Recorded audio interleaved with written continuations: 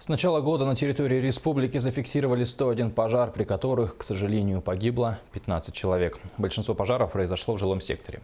Сотрудники управления надзорной деятельности МЧС регулярно совершают профилактические рейды, во время которых особое внимание уделяют местам проживания представителей групп социального риска. Один из рейдов прошел сегодня. О нем подробнее расскажет Виталий Абрамов. Сегодня инспектора Госпожнадзора вышли на совместный рейд с представителями администрации города. Цель – неблагополучные семьи Сайсарского округа. Первый дом и сразу же ряд нарушений, несмотря на то, что там проживают 6 детей. Распределительная коробка, отсутствует изоляция электропроводов, также отсутствует защитный колпак предусмотренной конструкции. Также, в данном доме, в жилом, у нас идет печное отопление. Печка также, видим, что находится, можно сказать, в ветхом, в аварийном состоянии.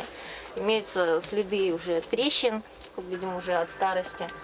Также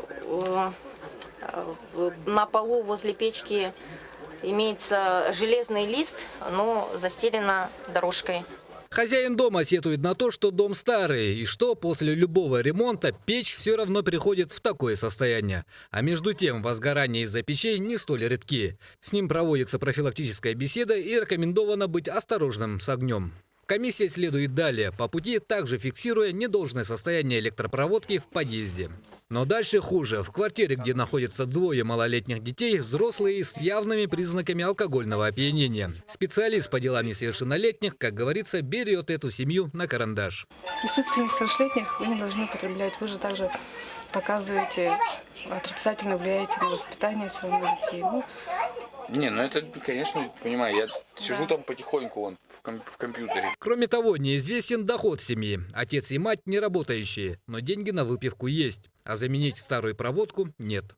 По статистике, в квартирах социально неблагополучных граждан происходит большее число пожаров. К сожалению, нередко погибают и дети. Очень много пожаров происходит именно по детской шалости и по вине родителей, которые безответственно относятся к своим чадам.